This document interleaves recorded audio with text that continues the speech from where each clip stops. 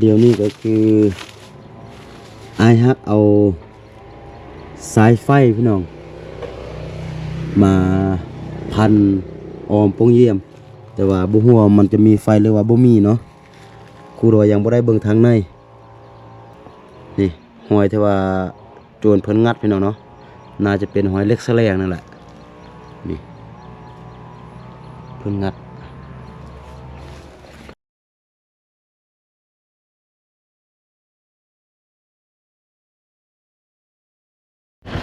กราบทักทายสบายดีและสวัสดีเด้อพี่น้องบ่ว่าจะอยู่ในประเทศและต่างประเทศเนาะกะขอยินดีต้อนรับเข้าสู่ช่อง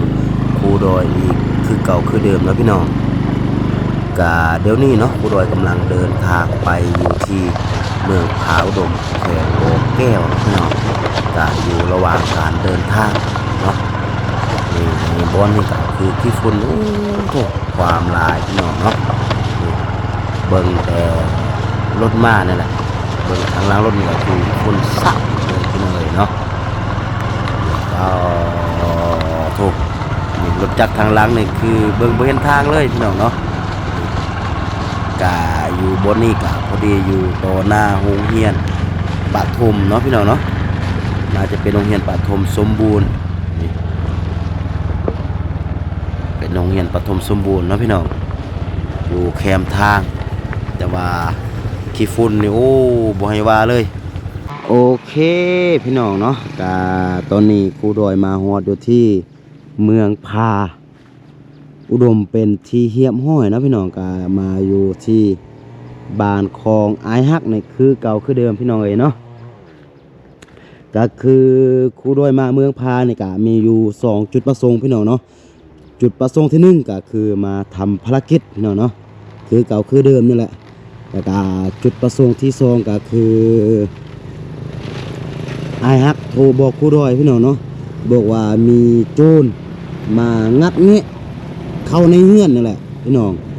เนาะเพราะว่าครูดอยกับบ่อยู่ไอฮักกับบ่อยู่นะแล้วก็ไอฮักก็ได้โทรหาครูดอยตั้งแต่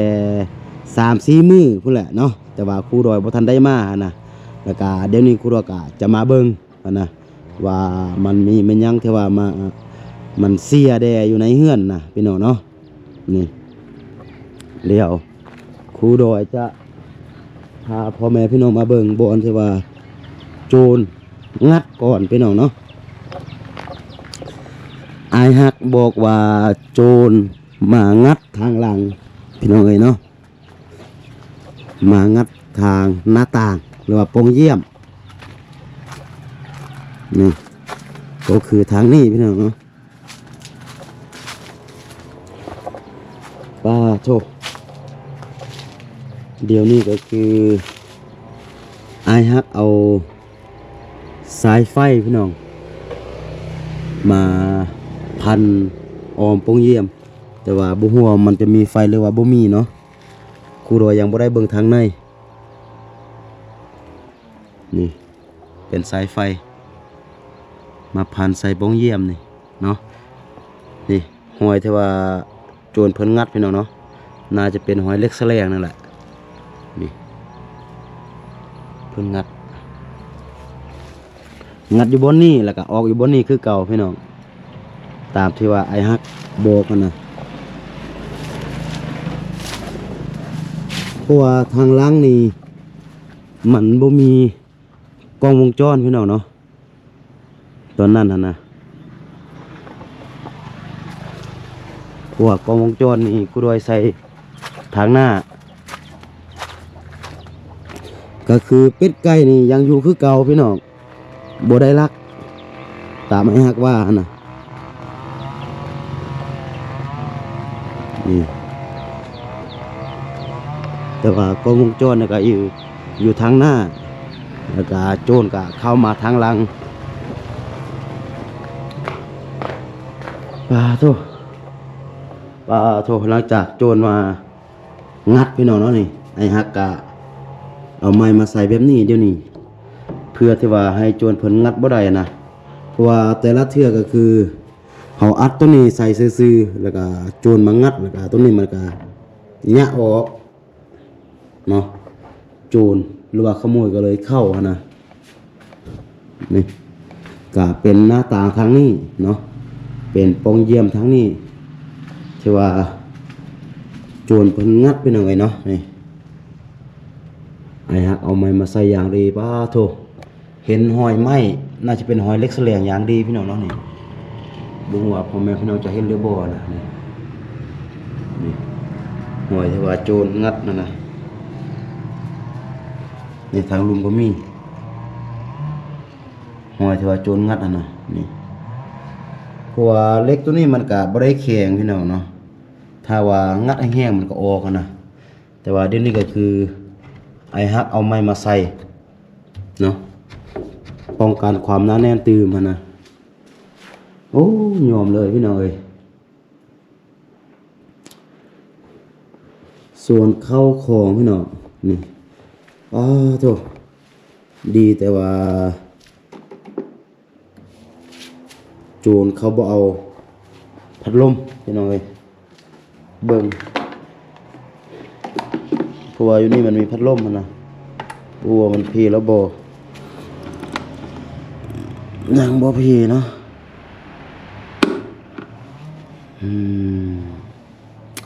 พี่น้องเอ้ยพัดลมก็ยังอันนั้นอยู่นี่มีพัดลมมีทีวีพี่น้องโถนี่หมอหุงข้าวก็มีครูดอยมาก็คือเป็นห่วงตามนี่นี่แหละพี่น้องเอ้ยเนาะยานโจรยานขโมยมาลักเอาพัดลมมาลักเอาทีวีพี่น้องเอ้ยเนาะ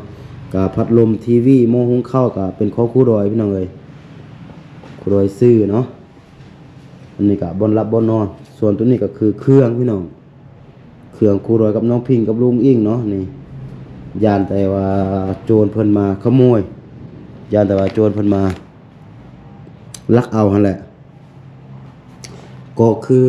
สิ่งที่ว่าบ่เห็นพี่น้องหัว Wi-Fi พี่น้องเนาะเพราะว่าหัว Wi-Fi แล้วแม่นครูดอยปะอยู่บ่อนนี้พี่น้องแล้วก็ซากปะอยู่บ่อนนี้นะเพราะว่าหัว Wi-Fi ตัวนี้ครูดอยใส่เชื่อมต่อกับกล้องวงจรปิดเนาะปะอยู่บ่อนนี้หายแสดงว่าโจรต้องเอาไปหัว Wi-Fi ของครูดอยพี่น้องเอ้ยเนาะซึ่งว่าเป็นหัว Wi-Fi ของผู้ใหญ่ใจบุญเพิ่นเนาะก็คือพี่อมรเทพฝากมาให้ครูดอยเนาะก็ได้ประโยชน์หลายเติบพี่น้องครูดอยเติมเน็ตแล้วก็ถ้าครูดอยมาอยู่เฮือนนี่ก็คือจะใส่สัญญาณของหัว Wi-Fi พี่น้องเพราะว่า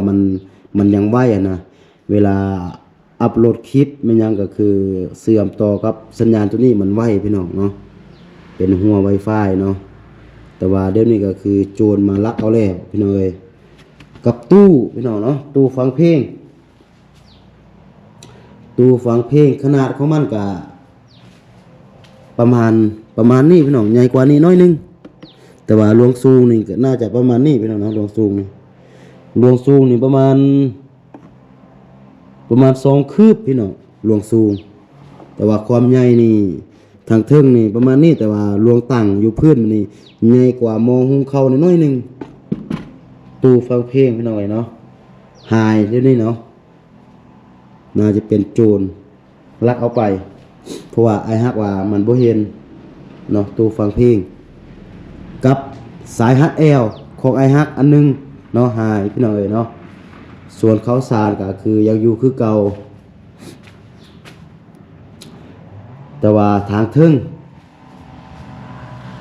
ครูดอยกะบุ้งว่าแม่นยังเสียเนาะเพราะว่าทางเทิงแล้วแม่นครูดอยบ่ได้ขึ้นไป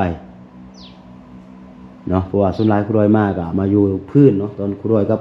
ลูกเมียกะมาอยู่พื้นพี่น้องเอ้ยเนาะ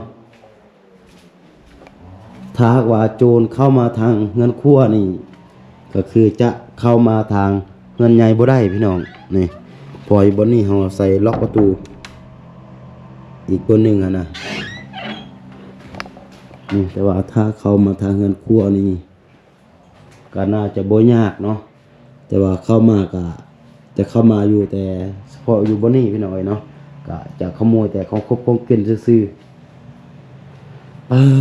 โธ่พี่น้องเอ้ย ดีแต่ว่าบ่มีหยังเสียหลายตัวที่ว่ามันเสียก็คือมีแต่2-3อย่างนั่นแหละแต่ว่าของไอฮักเนี่ยบ่ฮู้ว่าแม่นหยังพี่น้องเนาะแต่ว่าอยู่พื้นนี่เที่ยวตัวที่ว่าครูโดยเห็นตัวที่ว่ามันเสียก็อันที่หนึ่งก็คือหัว Wi-Fi เนาะก็ตัวนี้ครูโดยก็บ่ฮู้ว่ามันแพงหรือว่ามันถูกกันนะเพราะว่าเป็นของผู้ใหญ่ใจบุญเพิ่นฝากมาให้ครูโดยใช้นะพี่น้องเนาะ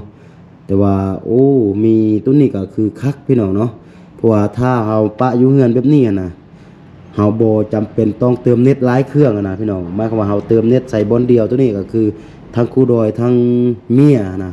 ทางไอฮักเพิ่นก็ใส่สัญญาณอันเดียวนะพี่น้องเนาะมัน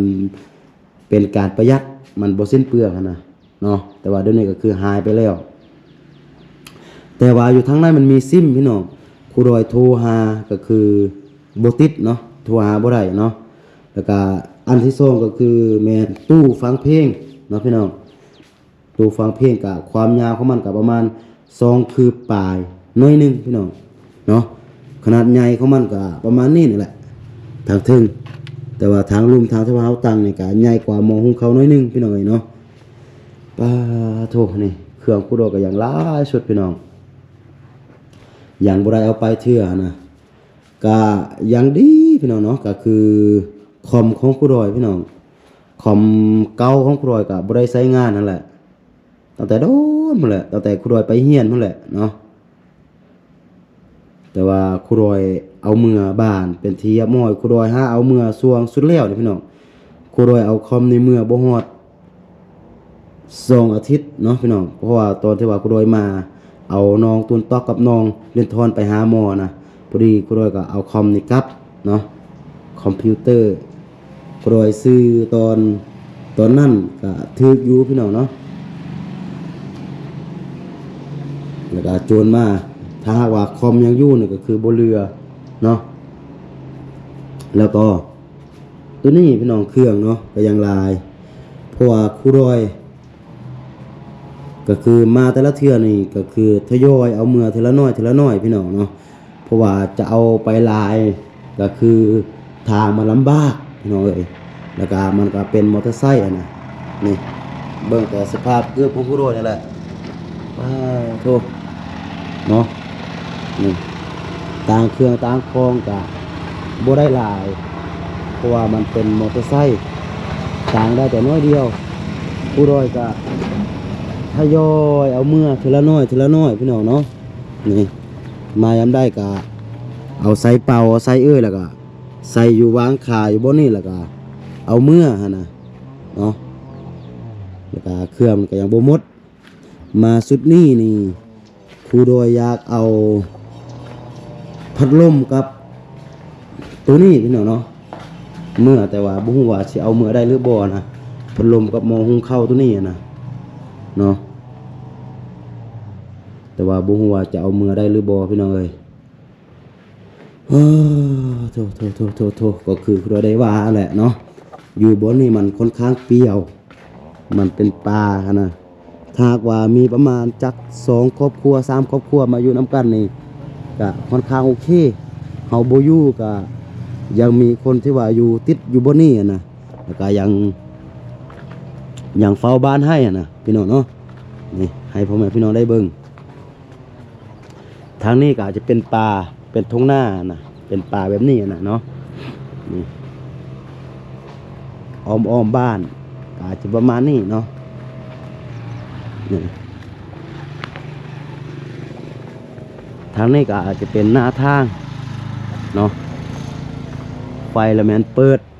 ตลอด24ชั่วโมงเลยพี่น้องเนาะเพราะว่าบ่มีพายุเด้โธ่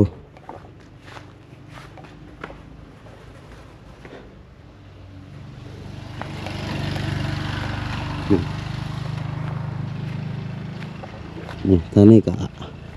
เป็นป่าเป็นทุ่งนาพี่น้องเนาะส่วนบ้านพูนจะอยู่พูนพี่น้องเนาะบ้านพูนอยู่พูนมันก็เลยเฮ็ดให้มันเปรี้ยวนะมันบ่มีคนอยู่มันเปรี้ยวนะพี่น้องเนาะแล้วก็มันง่ายสำหรับคนที่ว่ามาลักนะเพราะว่าอยู่แถวนี้นี่ก็คือ มีขโมยนี่มาซุ้มเบิ่งตลอดพี่น้องเอ้ยนี่เพิ่นมาเข้าอยู่บนนี้นี่บนนี้ก็คือต้นนั้นมันมีอันนั้นเนาะมันรับพี่น้องเอ้ยเนาะมันรับกกตัวนี้เด้นี่เดี๋ยวนี้ตัวนี้เป็นกกขาพี่น้องเนาะนอขาเดี๋ยวนี้ไอ้ฮักมากับฟันที่มดเนาะเพราะมันอยู่ติดเฮือนตัวนั้นก็คือมันเป็นซุ่มย้ายพี่น้องแล้วเฮ็ดให้คนเบิ่งทั้งนี้มันบ่เห็นมันนี่เพราะว่าบางเทื่อถ้าว่ามันเปลี่ยนแบบนี้นะคนขี่รถไกลไปไกลมากก็คือบางเทื่อเพิ่นอาจสิเห็นตอนที่ว่าโจรกำลังสิว่ามางัดตัวนี้นะเพราะว่ากว่าที่ว่าเขาสิงัดได้นี่ก็บ่แม่นง่ายพี่น้องเนาะก็อยู่นี่น่าจะโดนเตอว่านะเนาะแต่ว่าอยู่บนนี่ก็คือรถเที่ยวนี่เกือบ24ชั่วโมงพี่น้องเอ้ยเนาะนี่ตัวยอมเลยพี่น้องแถวนี้นะโอ้ขโมยนี่บ่ให้ว่าเลยคือหลายชุดเนาะ